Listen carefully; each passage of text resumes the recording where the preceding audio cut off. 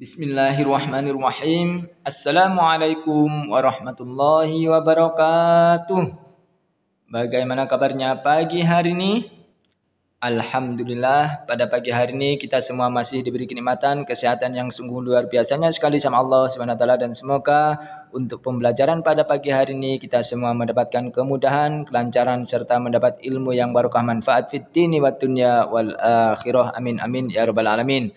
Baiklah anak-anakku sekalian, untuk pelajaran pada pagi hari ini kita akan belajar pendidikan agama Islam dengan materi cita-citaku menjadi anak soleh yang akan dibimbing langsung oleh Bapak Muhammad Sirajul Kiram di SD Ummu Aiman Lawang tahun pelajaran 2020-2021. Bismillahirrahmanirrahim. Cita-citaku menjadi anak soleh yang pertama adalah orang jujur disayang Allah.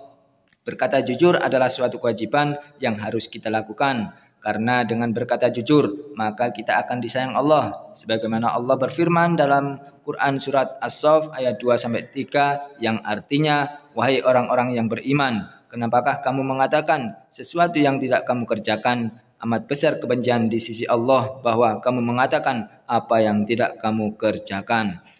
Sesuai dalil di atas dapat disimpulkan betapa bencinya Allah kepada seseorang yang tidak jujur kepadanya, betapa besar murkanya Allah SWT. Maka dari itu kita perlu selalu berperilaku jujur agar selalu mendapat ridho dan pertolongan dari Allah Subhanahu wa taala. Berikut adalah perbuatan jujur yang harus kita lakukan setiap hari. Yang pertama adalah jujur kepada Allah.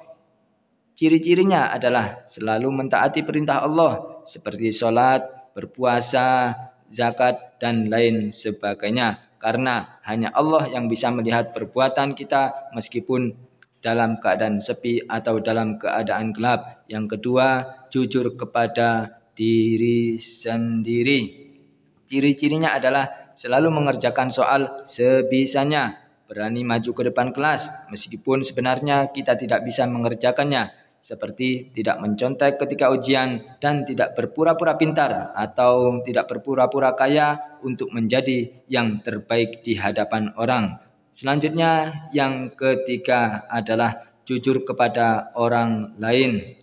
Ciri-cirinya adalah selalu menepati janji ketika sampai pada waktunya, seperti contoh, besok saya akan mengumpulkan tugas dan saya akan bayar hutang pada tanggal 15. Itu adalah ciri-ciri dari orang yang jujur kepada Allah, jujur kepada diri sendiri, dan jujur kepada orang lain. Yang selanjutnya adalah hormat dan patuh kepada orang tua dan guru.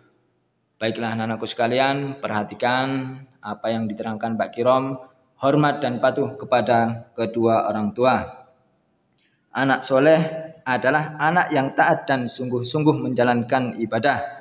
Anak adalah amanah Allah bagi setiap orang tua, yakni ibu dan ayahnya.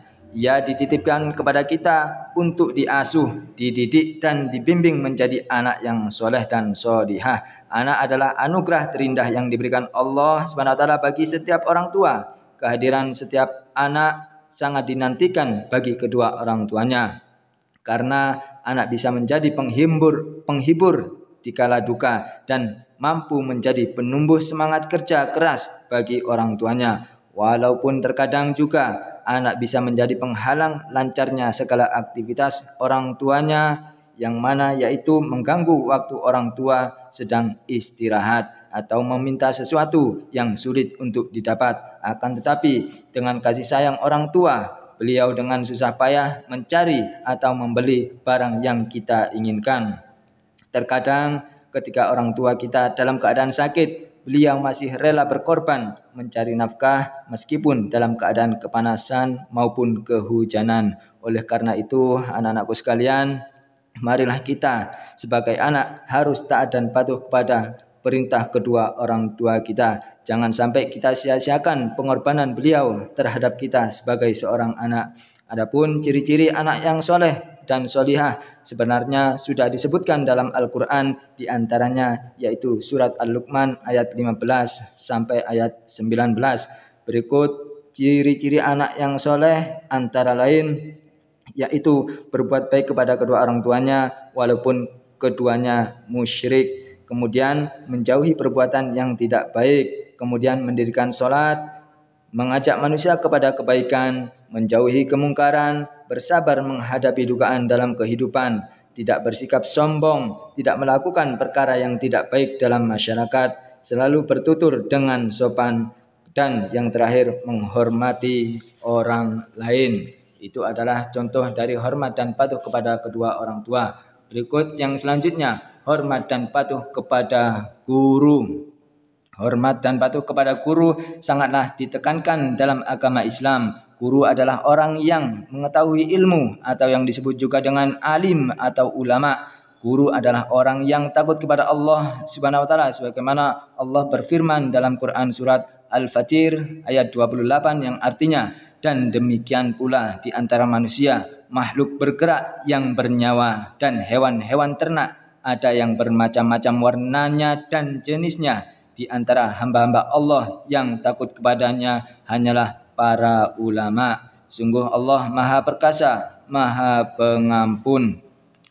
Guru adalah pengganti orang tua di sekolah. Banyak hal yang dapat kita peroleh dari guru, terutama mendapat ilmu pengetahuan dan keteladanan. Guru telah mengajari dan membimbing kita beribadah dan membaca Al-Quran, berbahasa yang baik, berhitung, bergaul, mengenal lingkungan alam, serta mengenal seni dan sebagainya. Selain itu, guru juga mengasuh, membimbing, memperhatikan, dan menjaga muridnya selama berada di sekolah. Begitulah jasa mereka kepada kita. Sudah seharusnya kita bersikap setia, hormat, dan patuh kepada seorang guru. Oleh karena itu, dengan bimbingan beliaulah sehingga nantinya kita bisa menjadi orang yang pintar dan terpandang di hadapan orang banyak. Contoh sikap hormat dan patuh kepada Bapak Ibu guru. Yang pertama adalah berbicara dengan sikap santun, berbahasa yang baik dan benar, rendah hati, tidak sombong, dan tidak merasa lebih pintar. Itu adalah contoh hormat dan patuh kepada Bapak Ibu guru. Kemudian yang selanjutnya adalah indahnya saling menghargai. Semua manusia di dunia ini bermula dari Nabi Adam alaihissalam. Kemudian manusia berkembang. Di antaranya adalah kita. Allah menciptakan manusia itu berbagai macam bentuk dan warna. Ada yang putih, ada yang hitam, tinggi, rendah, berambut keriting dan berambut lurus. Semua tidak ada yang serupa. Demikian pula kehidupan manusia. Ada yang kaya dan ada yang miskin. Bangsa Indonesia misalnya terdiri beragam suku, agama, dan adat istiadat. Lalu bagaimana caranya kita hidup di tengah-tengah keberagaman itu kalau tidak dengan cara saling menghargai? Sikap saling menghargai antara lain sebagai berikut. Yang pertama adalah menghargai pendirian orang lain. Di dalam agama Islam terdapat sedikit perbedaan dalam beribadah. Misalnya dalam ibadah sholat subuh, ada yang melakukan doa kunut dan ada yang tidak melakukannya. Semua itu tergantung pada pendirian masing-masing. Pendirian inilah yang harus kita hargai karena semua ada tuntunannya. Yang terpenting adalah dilaksanakannya sholat subuh. Dilaksanakannya sholat subuh sesuai dengan tuntunan Islam yang diyakininya. Mereka yang berkunut dan yang tidak berkunut tetap saja sah sholat subuhnya. Kemudian yang selanjutnya menghargai keyakinan orang lain. Menghargai keyakinan orang lain itu memang harus kita lakukan dalam kehidupan sehari-hari. Karena dengan menghargai keyakinan orang lain, maka hidup kita dan tetangga kita akan menjadi rukun dan banyak disenangi teman atau orang yang berbeda agama. Seperti halnya kita setiap hari bermain dengan teman yang berbeda agama. Akan tetapi teman kita sedang asyik bermain dengan kita dan kemudian orang tuanya mengajak pergi ke gereja untuk beribadah. Maka sikap kita adalah menghargai dan mempersilahkan pergi dengan rasa senang. Kemudian yang selanjutnya adalah menghargai pendapat orang lain. Dalam belajar kelompok, kita seharusnya menghargai pendapat teman yang lain. Seperti contoh, mengerjakan tugas kelompok, yang mana dalam satu kelompok itu harus ada ketuanya. Karena dengan adanya ketualah, kita bisa menentukan yang baik dan yang buruk. Apabila ada beberapa teman yang beri masukan tentang tugas kelompok, maka semua satu kelompok harus bisa saling menghargai pendapat temannya masing-masing, terutama seorang ketuanya. Dan ketualah nantinya yang bisa mengambil atau menyaring pendapat teman-teman yang lain dan dijadikan untuk hasil yang lebih sempurna. Baiklah anak-anakku sekalian, mungkin cukup sekian apa yang bisa Pak Kirom sampaikan. Kurang lebihnya Pak Kirom mohon maaf yang sebesar-besarnya. Semoga pelajaran pada pagi hari ini kita semua mendapatkan berkah dan ridho dari Allah dan mempunyai ilmu yang barokah manfaat fid dini wa dunya wal akhirah. Amin amin ya rabbal alamin. Baiklah anak-anak sekalian, cukup sekian. Wassalamualaikum warahmatullahi wabarakatuh.